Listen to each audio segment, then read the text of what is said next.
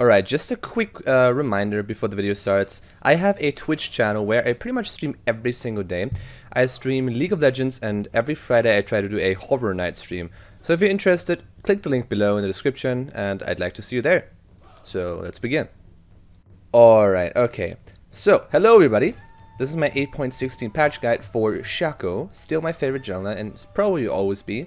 I'll try to make this as quick as possible. I'll go over 3 different builds, including the runes and item builds, and my 2 favorite jungle clears at the moment. So, I'd say, first of all, let's get into runes. Now, the standard 80 Shaco crit and the 80 Shaco lethality build is just a Dark Harvest page. Electrocute got nerfed, and Dark Harvest is just way better. If you want to know why I run this all, I'm not going to explain it in this video because it would take way too long. So if you want to know, just, you know, give me a comment down below or go into my Twitch stream and ask me there. It's whatever, I'll just explain. So yeah, this is my standard 80 Shaco rune page right now. I also play anti-tank Shaco still, which is still really good against like 3 or 4 tanks in the enemy team. It is really good. So the tank Shaco is kind of different from the 80 assassin Shaco because you don't go in and kill somebody.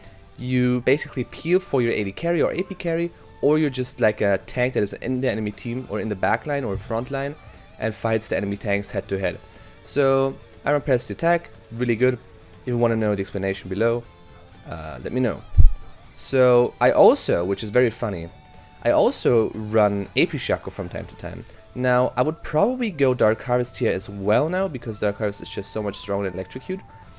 But AP Shaco is basically, I'll tell you the build later on, but AP Shaco is more of a utility champion in this playstyle. You don't really have the one-shot from the 80 Shaco build. You do have one-shot potential, but not quite as much as 80 Shaco. And you play more around your boxes and outplaying the enemy by, you know, using your Q and your R in your boxes, than actually trying to out-damage them and, you know, get away after that, trying to flee. So this is the page I run. If you want to know why, again, ask me in the comment section down below, or try to find me when I'm streaming. But yeah, those are the 3 different room pages I run for the 3 different builds. So let's get into item builds. Alright, okay. So starting with 80 Shaco, nothing really has changed from my last patch, or from my last guide rather. So I'll just quickly go over it. So obviously start Warding Totem, then start Machete, and also Refillable Potion now. I just like having the health you get from the Refillable Potion over the Rejuvenation Bead, just because I have a lot of early skirmishes at the moment with the enemy jungler. So I'd rather have the health from the potion than the Rejuvenation Bead or the earlier Tiamat. So second, always rush Tiamat, which is my go-to item, because you just need it for the clear. Berserker Greaves just because I like the attack speed, and you don't really need Ninja Tabis or Merc Treads because you're not a pussy and you play actual, you know, Assassin Shaco, not like these fucking Draven players that buy Ninja Tabis because they're insecure. Alright, let's go. So, Deathblade, always rush item after these 2 obviously. It's just the biggest power spike Shaco can ever have. You can build Red Smite jungle item, it's okay, I just don't like it. I like having Deathblade ASAP, especially because I don't go Red Trinket. But yeah, as I said, if you want to have like an in-depth explanation, just let me know in the comments down below. Yumus, obviously great lethality, power spike, also the movement speed, as well as great AD. Good item.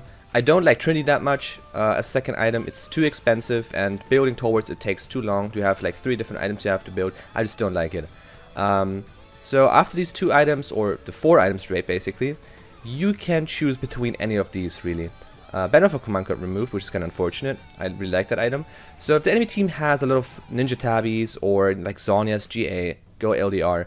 If you are really far ahead and the enemy team has a lot of AD, go Guardian Angel.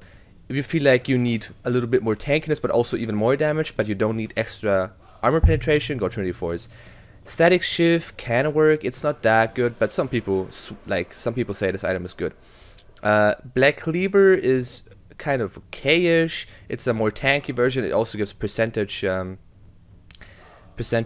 penetration and a lot of health and cooldown reduction. It's okay, but it's not the best item. Sterak's the same thing. It gives a good shield, so if you want to go all in, you want to survive like Syndra ult, this can be your go-to item. It also gives bonus AD instead of base AD now, so that's pretty good. Now, the Tiamat upgrades are both okay. I don't like Titanic Hydra. It feels kind of clunky. So I most of the time always go for Ravenous Hydra. And Morpheus is really good as well. It's kind of the magic resist version of Stark's Gauge. You have like a shield that blocks magic damage, but you also get lifesteal and you know, which is really nice if the shield triggers, obviously.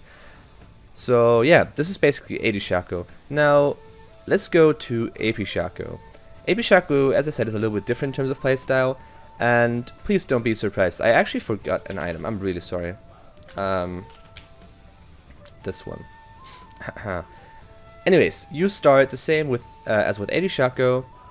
Then you now this is where the interesting part happens. You go for blue smite. It is really good. It also adds like a little bit of true damage you deal with the smite itself, and gives you a better jungle clear. It gives you more mana and health in the jungle. Now here's the cool part. Darkseid is a really good item. If you have like 3 kills, you get 2 stacks for each kill, so that's 6 stacks, and each stack gains 3 ability power. So you literally have 18 AP because you got 3 kills from a 350 gold item. It also increases potion effectiveness and gives mana, so you know, what more could you ask for? It's a really good snowball-y item.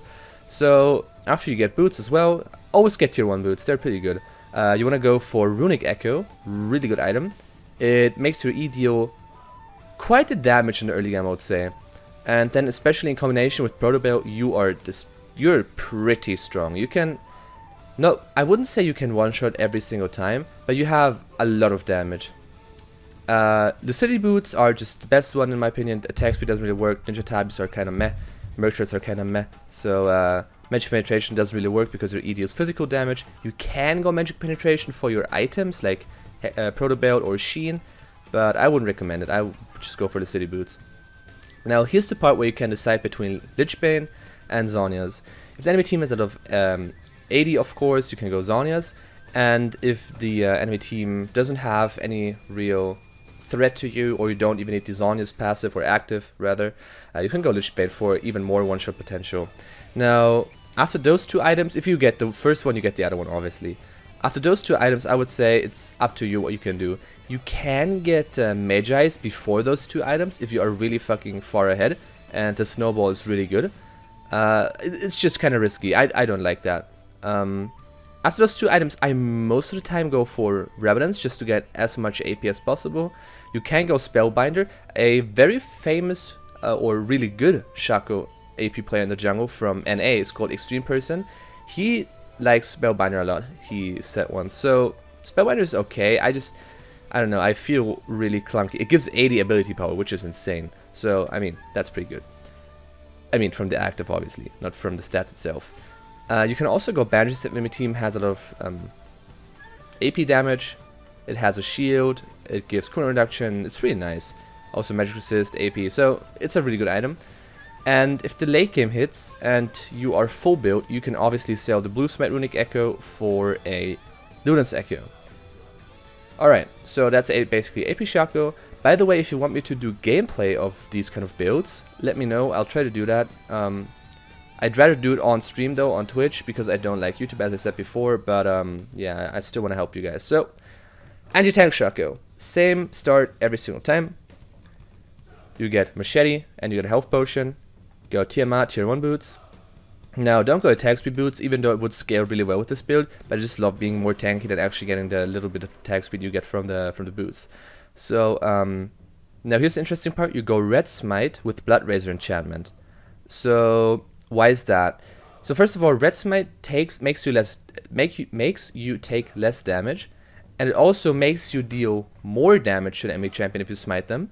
It gives a little bit of magic damage you deal, and then also there is the Blood Razor enchantment, which deals 4% of the target's maximum health and bonus physical damage, which is really good. As you can see, 4% is of the maximum health as physical damage is really good. It makes tanks melt, and in combination with Press the Attack, it's really good. Now, one thing I like to buy as well is Balmy Cinder. Makes for an even better clear, gives HP, and makes split pushing even easier because you have the AoE burn damage. Now, depending on the situation of the game, you can build all of these different items. It would be too much, I think, to go over every single one again. Blade of Rune King, if the enemy team is like super tanky, stuff like Rammus, like super tanky stuff, that have a lot of HP. They take Hydra if you want more health and want to be a little bit tankier, as I said. Also great active for actually dealing damage. It deals a lot of damage if you have a lot of health. Sterox Gauge, same with 80 Shaco. Want to survive a lot of burst, then go for this one. Light Cleaver is really good. It shreds a lot of armor, so it's good against the tanks because your Blood Razor deals physical damage, so it's not true damage, it's physical damage. So this one shreds armor as well. Gives 20% cooldown reduction and health and 80, so great item. Now Adaptive Helmet is good against champs like Ryze, Syndra that always have like these, or Cassiopeia that spam abilities. Frozen Milk, you can buy it if the enemy team is like, for Jhin is kind of annoying to play against, so if you slow him, that's pretty good. Guardian Angel, obviously, if you want to survive after going in. I don't build it that often on anti-tank Shaco. I don't like it that much. Zonius is like the better version of GA in my opinion, because you have it every single team fight. It has 120 seconds cooldown. The AP is kind of wasted. You get armor and cooldown reduction, but I just like it more than GA. Sunfire Cape, obviously, want to upgrade the Bami Cinder. It gives armor and even more AoE damage, so it's good. And Iceborne Gauntlet if you want to have the slow like Iceborne from Frozen Mallet, but want even more armor and cooldown reduction and maybe a bit of mana. So that is basically it with the builds, and I would say let's show you my jungle clears.